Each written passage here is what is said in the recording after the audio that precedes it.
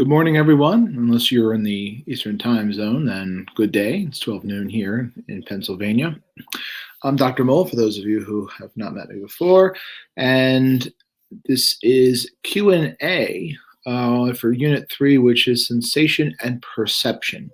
So this unit, or this presentation, like the other Q&As, is dedicated to whatever questions you might have as they might pertain to sensation and perception.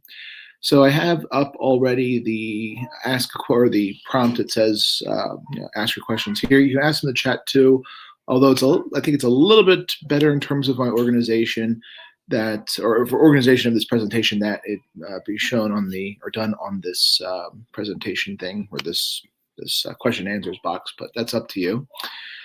So sensation and perception, where I'll go through let me get through the topics here first. So first off, just want to just tell you about some of the other things, some of the other presentations will be coming up. The focus of what? You mean of the topic? Oh, okay. So this is like half me right now. Is that the problem? Got it. Yeah. I'm not trying to put any focus on me, that's for sure. Let's see here. Better?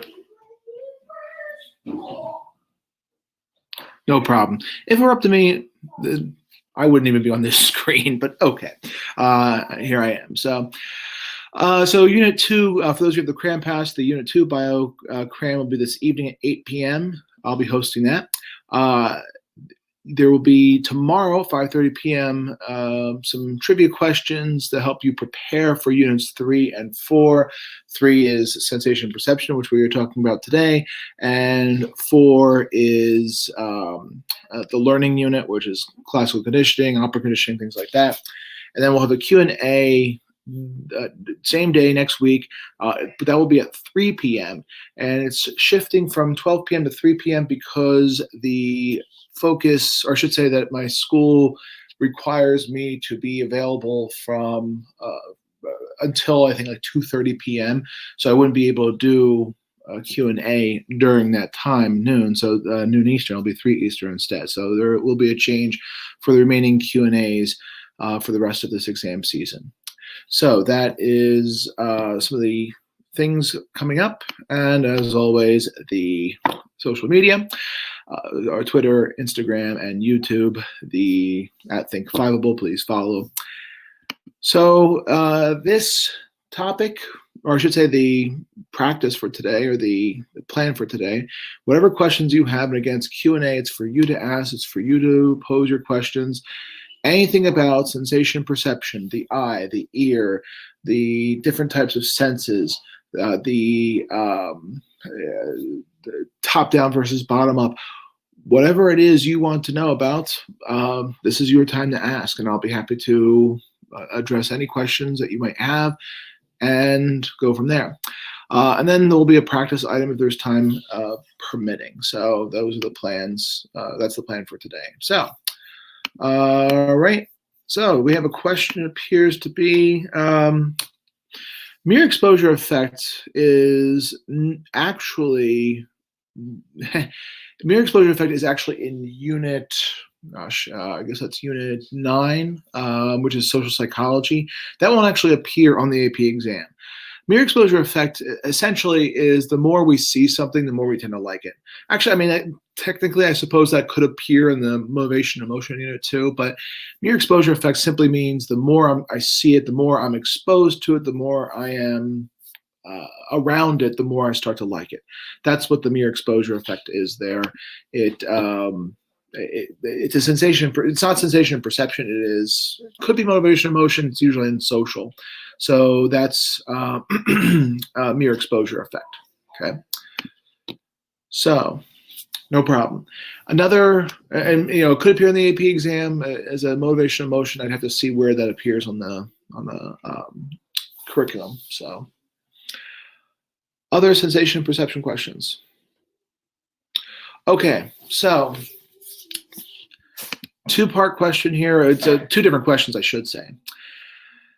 How the inner ear works. So You are talking about in terms of within the cochlea. This is for Anika, within the cochlea, specifically the inner ear, or are you talking about as soon as sound enters the auditory canal? Okay, so talking about the cochlea. So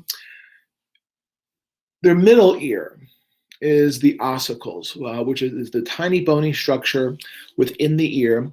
It is essentially what takes those sound waves. When those sound waves hit our eardrum, it's going to create this domino effect that moves the ossicles, which in AP Psych is the hammer, anvil, and stirrup. Medical textbooks use different terminology, but for our purposes, we call it the hammer, anvil, and stirrup. So as that vibration hits those bones, it then hits the oval window of the cochlea. So you have the cochlea, which is this wind up thing, kind of looks like a snail or something like that. And the beginning of it is this oval window. It gets hit. And I would say that the best analogy is if you have a tube of water and it's like a hose, but let's say bigger. And what happens here is that if you hit one end of that tube, you can kind of see the wave go down that tube. So you hit it and the wave goes down. So if you take that tube and then coil it up, that right there has your cochlea. That's essentially what the cochlea is. It's that tube filled with liquid that's coiled up. Now within that tube is this thing called the basilar membrane. Now in terms of the basilar membrane, it is it has these little hairs, which we might call the auditory cilia. Cilia is another word for hair. And essentially, the best analogy I might think about is seaweed. Think about seaweed in the ocean, especially seaweed that you might be able to see, not the one floating at the top, but let's say at the bottom, or any type of plant life at the bottom.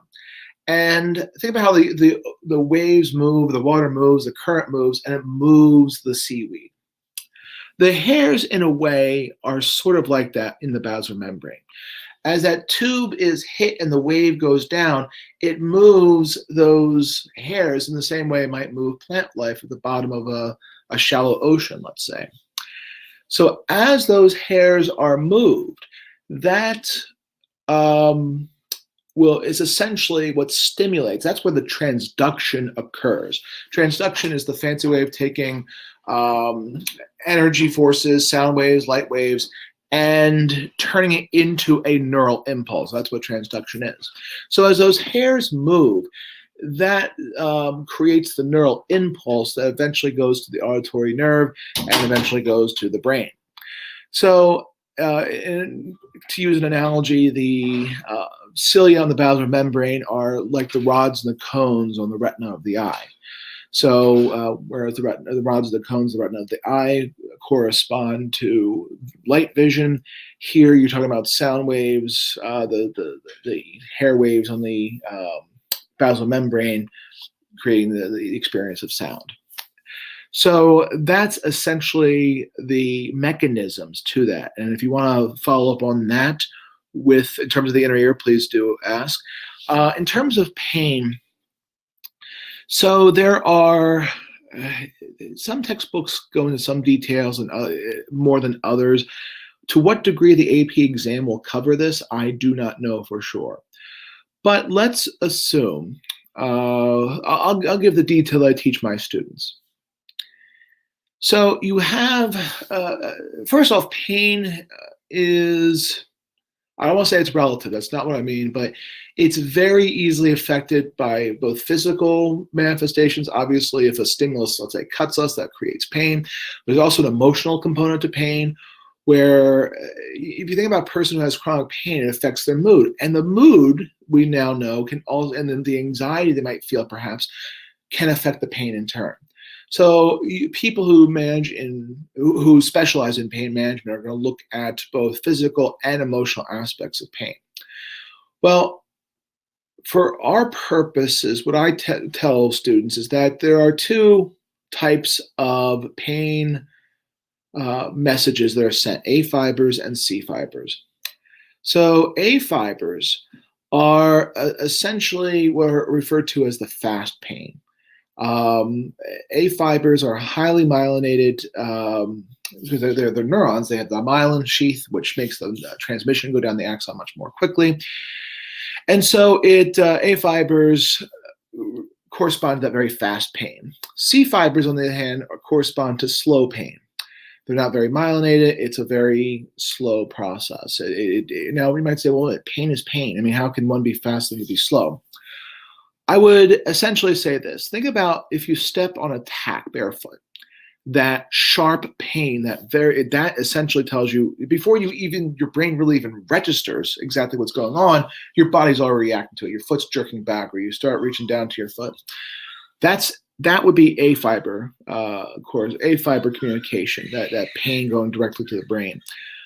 On the other hand, C fibers, think of it as an aching back or a dull pain. That is what they might call the slow pain, or that might go down C fibers instead. Now, there's also one theory called gate control theory of pain, which has been, some have questioned it and some say it still has validity, but it could appear on the AP exam. Gate control theory suggests that in terms of a mechanism, there might be some barrier in our brain that might block out pain or might filter out pain or essentially be the gate to pain. In terms of the way it might work, or in terms of how it might apply, if a person is having, let's say, pain, and let's say they're about to get a shot. Here's a good applicable statement of this, or how gate control theory can apply here. Let's say I'm about to get a shot. So the shot, it might be painful, especially if you've never had shots before. If it's a young child that might get a shot or something like that. So sometimes what might happen is they might squeeze your finger while you're getting that shot. The idea here is that as the shot's being put on your arm and that's going towards your brain, the fact that I squeeze the finger, that's also going to my brain. And what that might happen is that the feeling of the finger goes to the brain, and that's blocking the ability for me to feel pain. So that's essentially what gate control theory suggests with respect to that. So, and if you have a follow-up question to either one of those, Anika, please feel free to ask. So, all right. Difference between a perceptual set and priming. You're welcome, Anika. Okay, so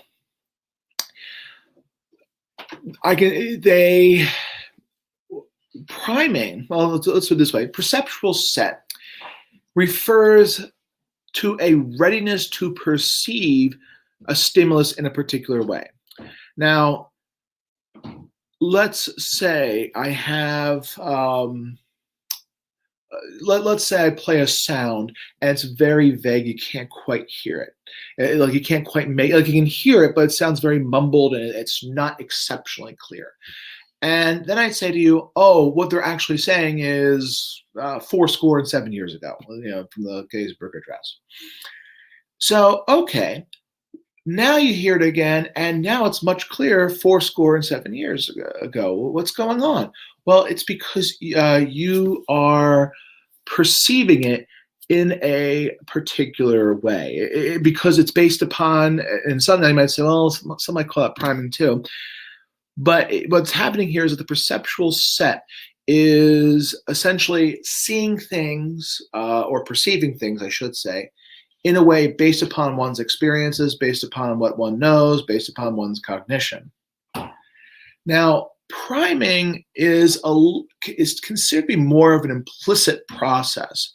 Priming in this case is found more in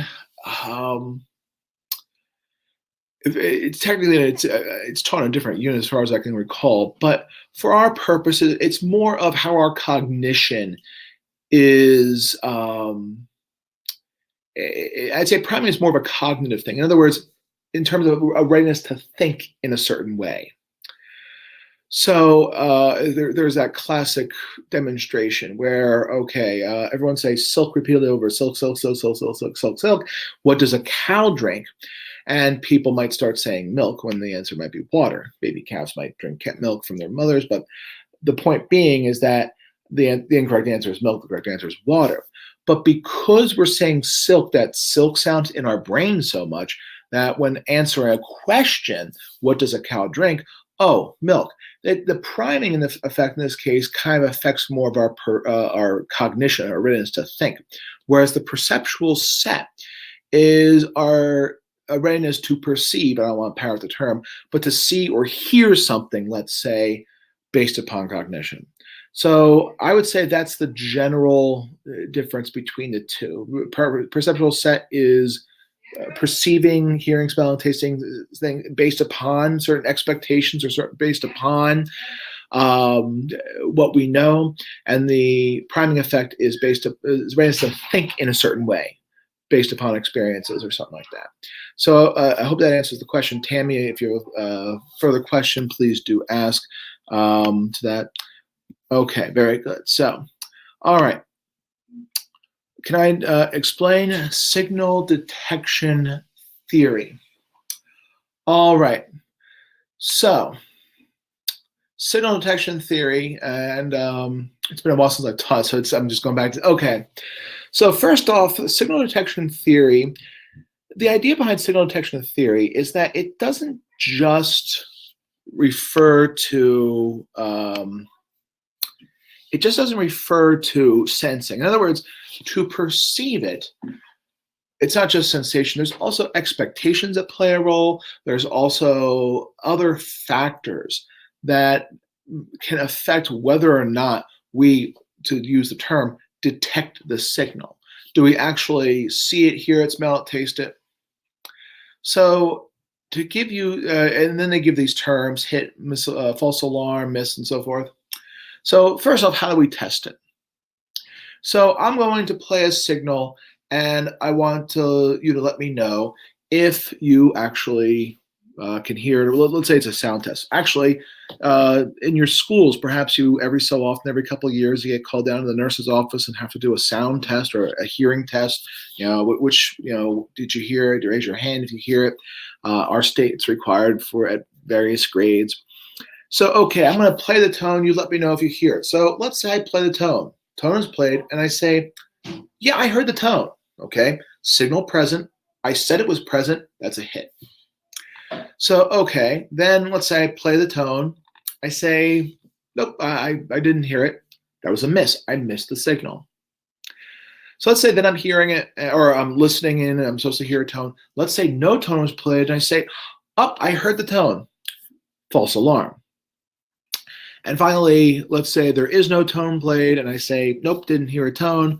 That's a correct rejection. Okay, now what do we do with that? Well, what it tells us is that when we do research like this, we find out that sometimes, even though it might be present, the stimulus, our ability to pick up on the signal, I don't want to use the word detection because it's parroting, our ability to pick up on it might be based upon our expectations. I'll give you a kind of a real life example. For you seniors who are expecting, I know college acceptances are still rolling out, and I think like April 1st. Was there a big date for college acceptances? I've been so long out of the college, the college game. I can't remember the calendars, but I know there was some in the fall for those who did early decision and early action. Well, the point being that, okay, so let's say I'm waiting for a text. The college is going to text me whether or not I got accepted to this particular college. So, I put my phone in my pocket because, we're not supposed to have phones out in class. But I know that when I get that buzz that on my phone, it means, okay, they're going to let me know that, or I'll have the decision in my email or something like that. So I'm so anxious. I so desperately want to get this text message. I really, really want to get it. I really want to. I really want to get that message, and so I might actually feel the tone or feel the vibration, even though it's not actually there. So it, in this case, I was so wanting for it to happen that, well, guess what? I didn't actually feel it, or actually I felt it even though it wasn't there. That would be a false alarm in that case. Like I felt it. Oh no, I did not. On the other hand, let's say there is a symptom of a disease, let's say, and you don't want to pick up on, let's say, I'm just going to make up some ridiculous symptom for some made up disease. Ingrown toenail can be a sign of something very serious. It's not. I'm just hypothetical here. And so it's like, even though there might be pain, like pain receptors are being stimulated by the ingrown toenail, I might not pick up on it because I don't want to actually sense it. I don't want to feel it. And so I actually don't. It's a miss in this case. That's a kind of a goofy example, but one that it still works in this case. Would I say it's like a placebo? Placebo, okay, so expectation plays a role in placebo, but I wouldn't say it is the placebo effect. But in terms of the fact that expectation plays a role, yes, I would say there's that parallel, but I wouldn't take that any further. So I hope that answers the question. Again, feel free to follow up with the follow-up question on that one, if anything else on that one. So, okay, Weber's law. Not Weber's law, but Weber's law. Of course, it's not a speaking test, so who cares? Weber's law. It is, so Weber's law says the size of the just noticeable difference is directly proportional to the size of the initial stimulus. That it makes no sense to me or to anyone else. So what exactly is Weber's law? Weber's law is actually very simple if you think about it. Here's the analogy I often like to talk about. Suppose I give you some very, very weak iced tea. I make iced tea, and I have an 8-ounce glass, let's say, and I put some mix in it, but just a little bit so that you're barely tasting it. It's like really, really weak. You know it's there, you can taste it, but it's way, way too weak. Okay, so given that, and I'll ask for the answer in the chat, suppose I take a half a teaspoon, and I have this 8-ounce glass of very weak iced tea, and I take a half a teaspoon of iced tea mix, and I mix it in. Do you think there's a good chance that you will detect it getting stronger? Is there a good chance that you will pick up on the fact that it's gotten stronger if I place a half a teaspoon? The answer is yes. It's very likely that you would pick up on the fact that I just added that half a teaspoon. Now, let's say I do what every 8-year-old kid does. I make the iced tea same glass, but this time it is remarkably strong. I put a whole bunch of iced tea mix in there, and this thing, it's so strong you could strip paint off a surface or something like that. It's so strong, way too strong. And so I take then that half a teaspoon of iced tea mix and I put it into the mix, or into this this liquid. Are you as likely to pick up on the fact that it's gotten stronger compared to when it was really weak? What do you think? Do you think you're as likely, or it's easier for you to notice? Probably not. Okay. In other words, for you to just notice that it's gotten stronger, or just noticeable difference, different threshold, same term. In order for you to notice that it's gotten stronger, you're probably going to need a lot more iced tea, maybe 5-6 teaspoons of iced tea. So when there was a little bit, in terms of the strength of the iced tea, when it was a little bit, you only need a little bit to notice that it gotten stronger. If there's a lot of it, in this case, the strength of the iced tea, you need a lot of it to notice that's gotten stronger. That's the idea behind Weber's law. Now, the second point to this is that it is proportional. So, essentially, it means this. It's a simple fraction. So that if, let's say, you have 100 grams of something, I'm holding something that's 100 grams, and let's just say I figure out that it takes 10 grams for me to notice that's gotten stronger. Okay, I'm making up the weights here, but let's just say we've established that for holding something, 10 grams is what it takes to get a just noticeable difference with 100 grams. So I'm holding 100 grams, and then 10 grams more, I'll notice it's getting heavier. Well then, how much more would I have to, let's say I have 200 grams, what would I have to put on for me to on that weight for me to just notice that it's gotten heavier? 20. It's directly proportional. It is directly proportional. And that's what Weber's law is. The definition, the size of just noticeable difference is directly proportional to the size of initial stimulus. Sounds very confusing at first, but when you break it down and you look at it that way, I hope that explains it a little bit better and can explain Weber's law. Okay, great. So, all right. Good way to remember bottom-up and top-down processing. So I'm just trying to think about which example I want to give to make this as easy as possible. And maybe there's not. Maybe it's just the fact it's so long that it becomes automatic. But I'll throw this to you. So, all right. First off, top down is where I am going to, so let's see here. I go into an art gallery. Here we go. I go into an art gallery and I see this painting. I see this painting and I see it's a very nice painting. It's a painting of a picnic scene. And I'm just looking at this picnic scene. I look at it and instantaneously I see it's a picnic. I don't have to sit there and figure out that it is a picnic scene. It's something that it's there. Why? Because I've been to picnics before. I've seen pictures of picnics. I know what's, I have a very well-established cognitive representation, a schema, if you will, of what a picnic is. So, okay, great. Well, I look at it and I can instantaneously figure out that it's a schema. Or excuse me, it's a schema. It's a picnic based upon my schema. And so then I look at it a bit more and I say, how did they get that particular, how did they make the basket? Like, what did they do? Oh, they use that brush stroke and they use that color scheme.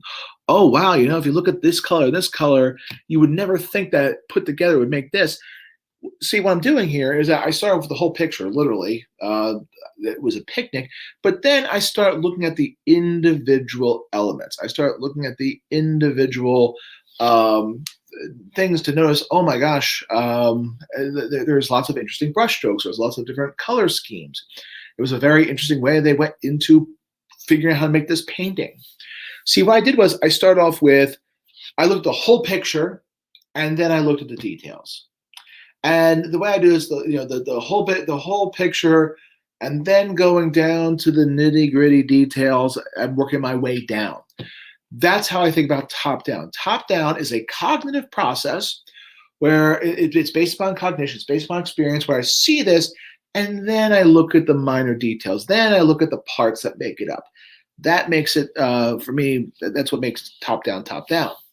Now, if you can know that, then bottom up is very easy. It's the exact opposite. But from bottom up, here it takes, I have to kind of, and you might say, well, there's cognition involved in this too. That's true. But here it's, let's say I get this figure and I'm supposed to figure out the hidden image. There's a hidden image in this painting here. And I'm supposed to figure out, okay, so where's the hidden image? So I might have to kind of, see one detail here, see this detail here. I'm looking at the details, the minor details, and I am building up until I get to the conclusion. Oh my gosh, of course, this is, there's the hidden image. It's a picture of a face, or let's say. Let me give you an example. I'm going to pull up an example here. I'm going to put it in the tab in just a moment because it is an excellent,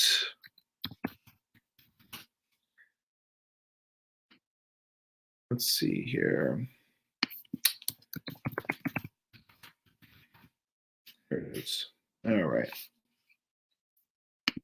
This you've seen before. Maybe it's a picture in your classroom.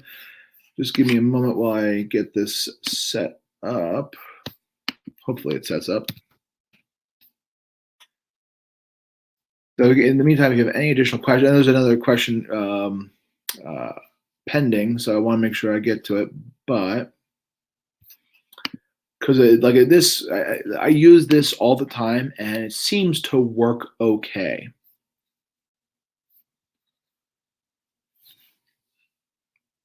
Problem here is the way this is set up makes this a little bit more challenging. Here we go. Now, hopefully this will work here. So the thing about Q&A is that you don't know exactly what you're going to go over. So, all right here. Come on. All right. Bear with me here.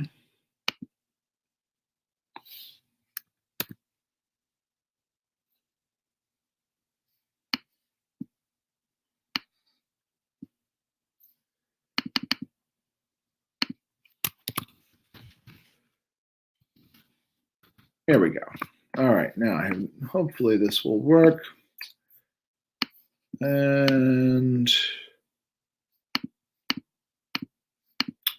hold on. It's not. Problem is, it's. Let me do this. I'm going to unshare and then I'm going to share again. So just a moment here. All right. Paul, appreciate your patience here.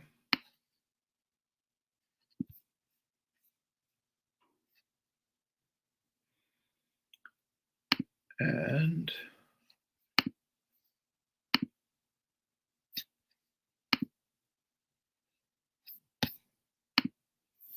you know what I didn't do? Sorry, just another moment. I apologize for this.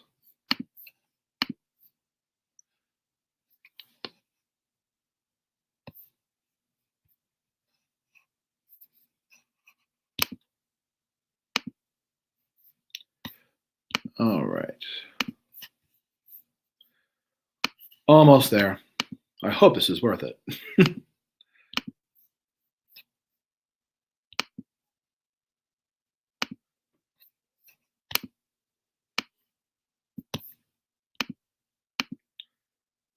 All right, and now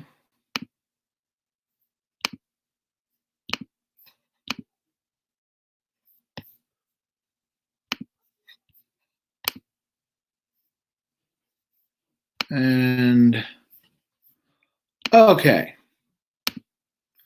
Sorry for the delay on that. That took longer than I had to, but I appreciate your patience.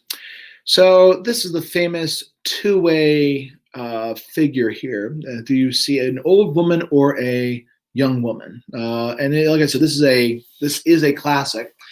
The question here is, if you've never seen this before, then a person might see one but not the other. So one might see the old woman but not the young woman, or might see the young woman but not the old woman.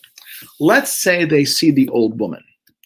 So, all right, here you have, and this is it's a very famous picture. It was first described psychologically by a guy by the name of Edwin Boring. Believe it or not, that was his last name.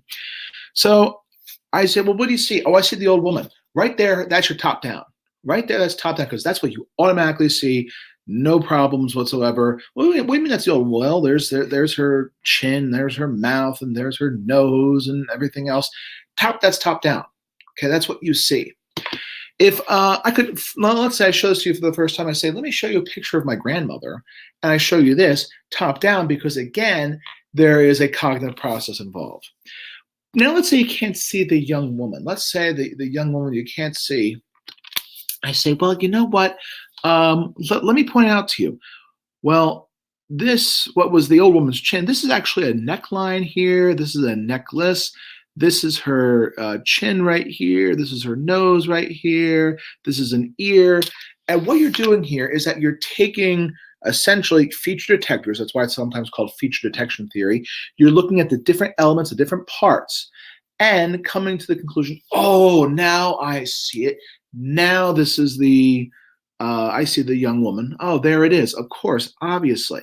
Well, what that did was it required a process of looking at the individual elements, putting together, and getting to the final and saying, oh, of course, it's the young woman. Okay, top down, you see the whole picture, and could break it down to its elements.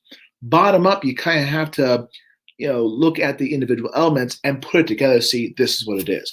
So if you think about the top being the whole, the top being like what is the final image, or the whole image, or the final product, and then breaking it down to its individual elements, that should hopefully differentiate top down from bottom up. So that is the difference between the two there. So, all right. Again, if you have other questions, feel free to ask. Difference between agonists and antagonists, that's in Unit 2, but I'll answer that real quickly. Let me go to Nika's question. Is a puzzle without a picture top down or bottom up? Let me just get to Nika's question there.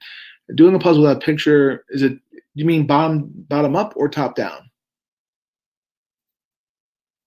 So if you can ask or just clarify that question there, I'll be happy to answer it. So I'll say that agonist and antagonist, that's Unit 2, but basically an agonist is a substance that makes a neuron more likely to fire. It acts like a neurotransmitter, and so it fires off the neurotransmitters, whereas antagonists block neurotransmitters, and so they can't bind, and so therefore makes it less likely to fire. So yeah, it's actually both. It's a two-way figure. I'm talking about, because what will happen is that if I show this, some people will be able to see both, one or the other. Well, I should say one point that can see the other one just as easily. Sometimes what happens though is that you see the young lady, but they can't see the old lady, or you see the old lady but not the young lady. And so if I have to talk them through it, that becomes the bottom-up process. That's what becomes the bottom up, because in this case I have to look at the details and put them together. So you can't see both at the same time. That's the thing about two-way figures, that you can't see both, but you can switch very quickly back and forth. When I say they can see both, meaning that they have the ability to see both is what I mean by that. So yeah, it's very few two-way figures can you ever actually see at the same time together. And even then, usually if you can see this two at the same time, it's usually because you're seeing a third thing. But that's a much longer explanation for something that goes beyond the scope of this course. So, all right. Other questions? If not, we can do a practice prompt. All right. So I guess we'll do the practice prompt here. Let's see here. I hope you have fun with this one. So the problem with doing practice prompts with a Q&A with a specific topic is that it's limited to a specific topic, whereas they could be lots of mixing and matching from different units here. So principles of sensation and perception can help us make sense of the world, but it can also lead us to make inaccurate judgments about the world. So for each pair of words or phrases, explain how the first word or phrase in each pair can cause the second to occur. So here we have top-down processing and overlooking a misspelled word, opponent process theory relating to perception and after images, and synesthesia, the judgment of food. So first off, I guess the question is there, and let me look at B real quickly too. The sense of olfaction is much different than the other senses. Describe one of those differences. So first off, is there a term or something on there that you don't understand? Let's start with that, because technically, well, it is. It's an open book test when you take this exam in May, but it makes it much easier to answer if you know what it is cognitively. Are there any terms that you're not sure of or need something explained there? So synesthesia. Synesthesia is, you've heard of it, maybe you just don't know it's called synesthesia. Synesthesia is a neat perceptual phenomena. It's technically more of a sensation thing. It's almost like the sensory hardwiring of our brain gets mixed up, so that people, when they hear sounds, they might see colors too. So they hear sounds, they start seeing colors. Or if they taste foods, they might hear sounds. They taste foods, they might see flashes of light. Or different colors create different tastes. Basically, it's a mixing up of different senses. So So you have to excuse me one moment here. I have to take care of my kids who are fighting with each other. But if there are any other questions real quickly, you can post them there.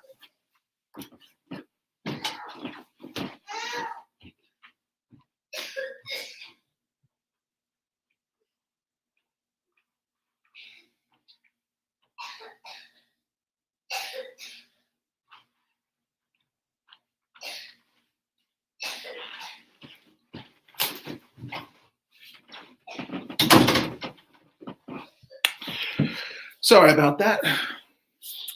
All right. So looking at this prompt here.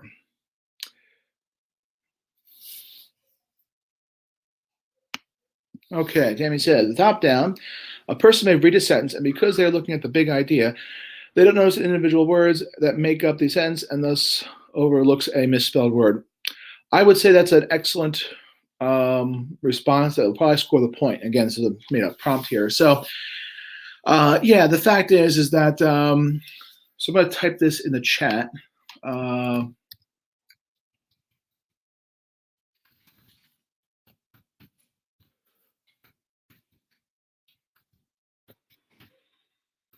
I type this in here, you will note, if I said read it real quickly, Joe went to the grocery store. Now, you will notice that if you look at it a little bit more closely, that the word grocery is misspelled. You might have missed it because looking at the full sentence, reading through the sentences here, you say, okay, Joe went to the grocery store. Okay, there's that G-R-O, then Y. Oh, it must be grocery. And you might have missed that misspelling because of top-down processing. So in this instance here, because of using top-down processing, sometimes we might overlook that misspelled word. That's a very good application.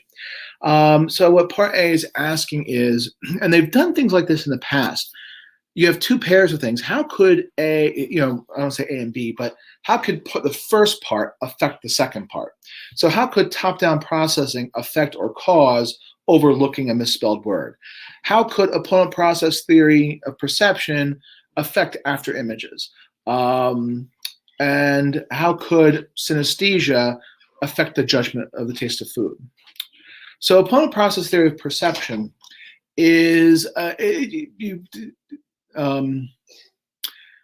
have you learned in your classes about the opposing pairs of cones in your retina? In other words, we have red, green, blue, yellow, and rods for black and white. Does that sound familiar? Does that sound familiar? We have cones that could see red or blue, I'm sorry, red or green, blue or yellow, and rods for black and white. So Nika says yes. Okay, good. That's essentially the opponent process theory. In other words, why do we see color perception? We have trichromatic theory. It says we have color receptors for red, green, and blue, RGB, red RGB cable. Perhaps you're familiar with red, green, and blue. That's one theory. And the second theory says that we have opposing color or opposing cone colors, where a cone can see red or green, but not both at the same time. A cone could see blue or yellow, but not both at the same time. And a rod could see black or white, but not both at the same time. So that's essentially what the opponent process theory of perception is. So if you said something along the lines of, well, the opponent process theory, if you look at a green light for a certain amount of time, and then you look at look away from it, you might see red and might say, oh, I'm seeing red, when in fact there is no red that's there. You're seeing the after image. And that's how you might apply opponent process theory in that case to the creation of after images. And sometimes, and this is something we have to be very careful, or we have to be cautious of, is that sometimes they might use a term that you don't know. And the good thing that you have going for you is that they acknowledge this to be an open book test. So if you don't know what the opponent process theory of perception is, maybe a quick look in your notes, oh, there it is, or a quick look in your book, oh, there it is, and you might be able to answer it. Bear in mind, you do not want to be looking up or thinking, oh, I can look up stuff and it won't be a problem. You only have 45 minutes to do 2 essays, and that time goes by very quickly. So if anyone wants to type out synesthesia and judgment of food or judgment of taste of food, we'll go back to that. So the sense of olfaction is much different than the other senses. Describe one of those differences. Now, they might not write the prompt like this, but they might put something in there to see if you understand olfaction, how it's different from the other senses. First of all, I use the word olfaction because if I use the sense of smell, that might make it a little easier. So to make it a little challenging, they might use a term that is not the common term, in this case, olfaction. First off, are we good with the definition of olfaction? That's one thing I want to know. Do we know what olfaction is? Okay, because sometimes they could throw that word on there and it throws people off. Gosh, what is olfaction? The sense of smell. Okay, so I will open up to in the chat here real quickly, either synesthesia, judgment, taste of food, or B, does anybody want to throw out in the chat? Okay, Tammy, excellent. It doesn't go through the thalamus. That's one difference. It goes to the olfactory bulb, which is basically above our nose, and it's kind of between, it's at the base of our brain and between our brain and our nose almost. Okay, it goes to the olfactory bulb. Any other differences you could think of? I only know of 3. Maybe there's more than that, but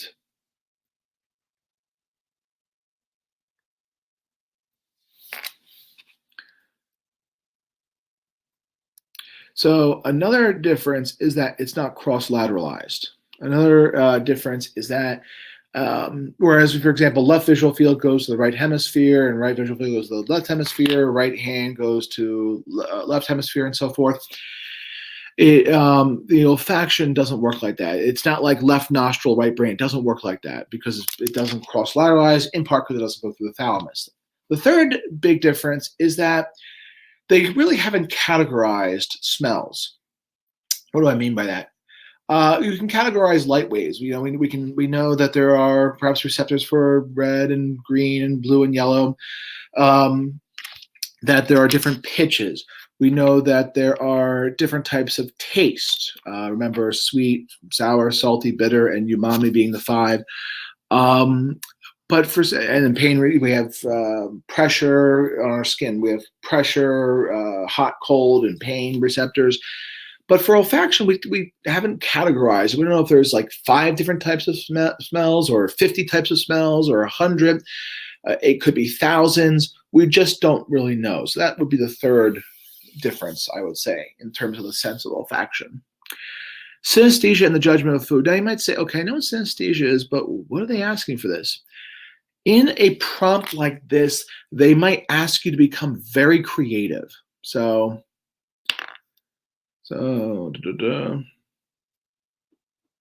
Okay, so that's a good start. Synesthesia, but the smell and taste are sensed at the same time. Well, the thing is that doesn't you see, if food is presented to me as a reader, I might say, well, wait a minute, yeah, but how's that affecting one or the other? It wouldn't quite score there. Anika, are there 2 Anikas in here? Okay, did not realize that. Anika Nath writes, people with synesthesia might mix up their taste sense with another one that might cause a judgment. Well, I think you're very close to scoring that one because in this case, there would, so it might cause what type of judgment? Like you're very close to scoring there. It shows me that you understand synesthesia with that writing, with that prompt there. And this is where you just might have to be creative. So, and you're correct. So the person, let's say a person, and I'm going to kind of tell you how I might do this. Again, this is, like I said, sometimes if it's vague like this, you have to be very creative and just keep writing and writing and writing. So, and this is where also writing a definition might help. Synesthesia is where sensory signals are mixed up. So while I might taste something, I might hear a sound too. So if Bob eats a bowl of soup and keeps hearing pitches, Bob might say, I don't like this food because it's too loud or it's too low of a pitch. It sounds stupid, but That's the type of answer they might be looking for in this case. Synesthesia and the judgment of the taste of food. I'm judging it not based upon the food taste itself, but the way the light colors I see. So that might be what would happen there.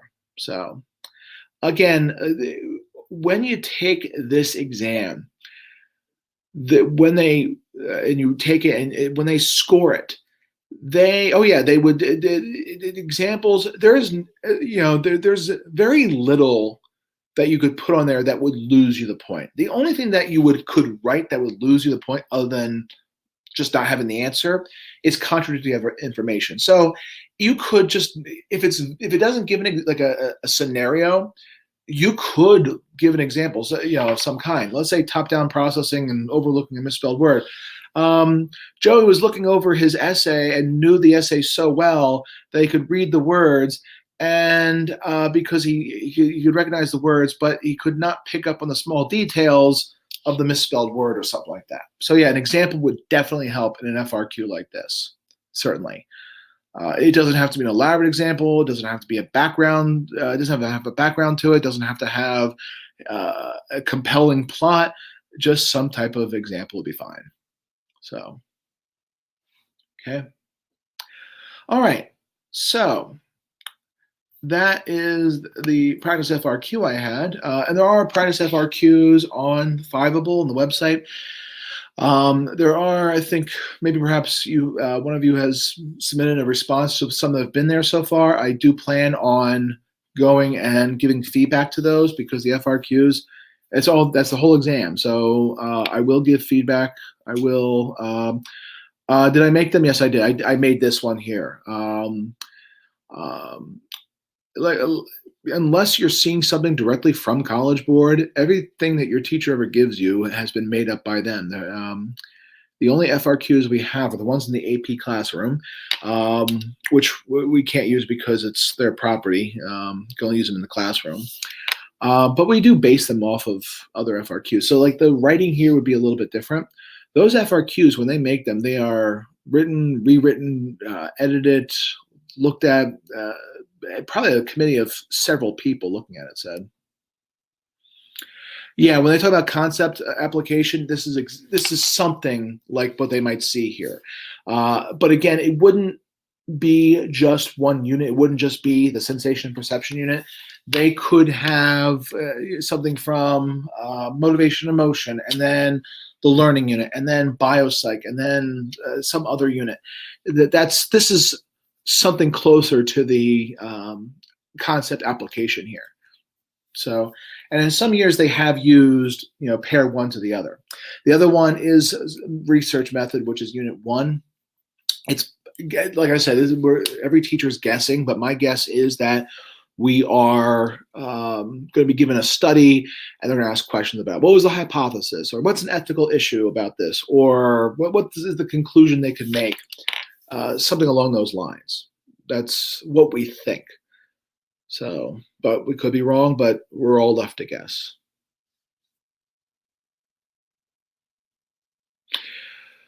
Well, I mean, would it be long? Would it be long for 15 minutes?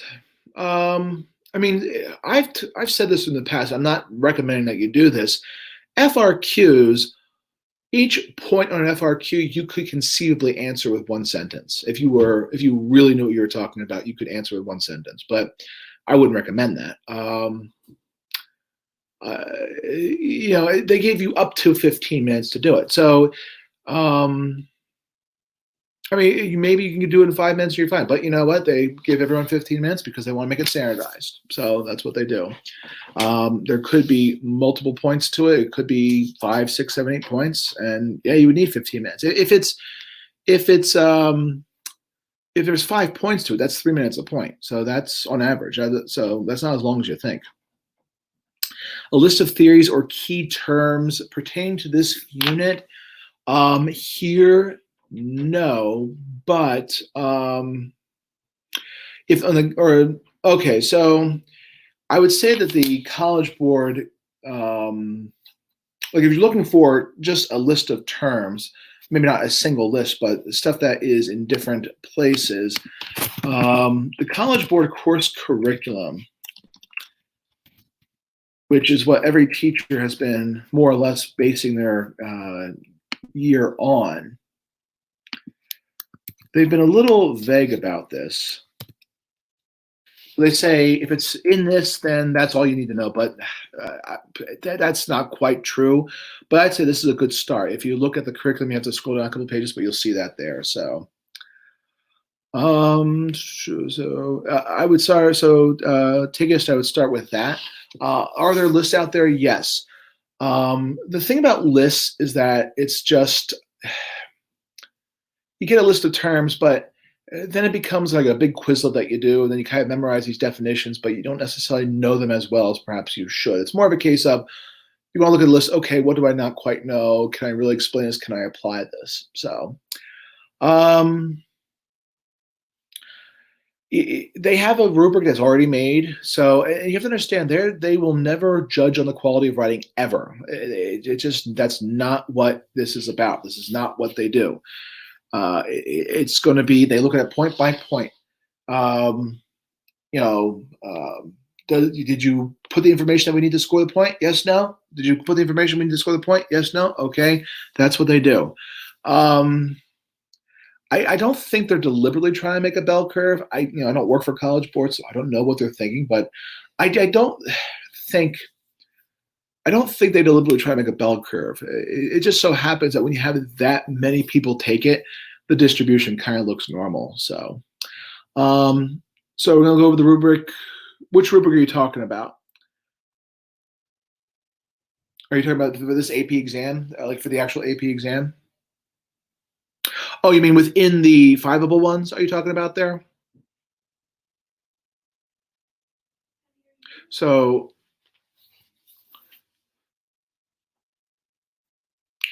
I guess, are you asking, so Tigis, are you asking, so what they release the rubric afterwards. They usually release it in late summer, early fall. If you're talking about the one from the AP exam, they don't release that for a while. What I do is I actually, when they release the FRQ, which if it's like any other year, should be a couple days afterwards, I usually write my own FRQ and how I might score or how I think what might be scoreable. But that's as far as that goes there. So, yeah. Well, maybe what they do is they sometimes on the College Board classroom, they'll give you scoring criteria on the practice FRQs that are there. And on the fiveable FRQs that we have here, I will go over answers, but there's not a formal released rubric per se. So, all right. Are there any other questions I can answer for today? I hope to see you for the cram tonight. If you have a cram pass, I hope to see you there. Tomorrow afternoon or tomorrow evening, afternoon, depending on where you are, there's the 5:30 trivia, which includes some questions about what we talked about here today, and also Unit 4, which is learning. And and then next week I'll have Q&A for Unit 4. So with that, folks, I thank you very much for attending. I hope I was able to answer some questions and clarify some things. I had my Twitter handle at the very beginning of this, or you can tweet us at ThinkFiveable, and hopefully we will get in touch later on here in these sessions. Take care, everyone. And cut.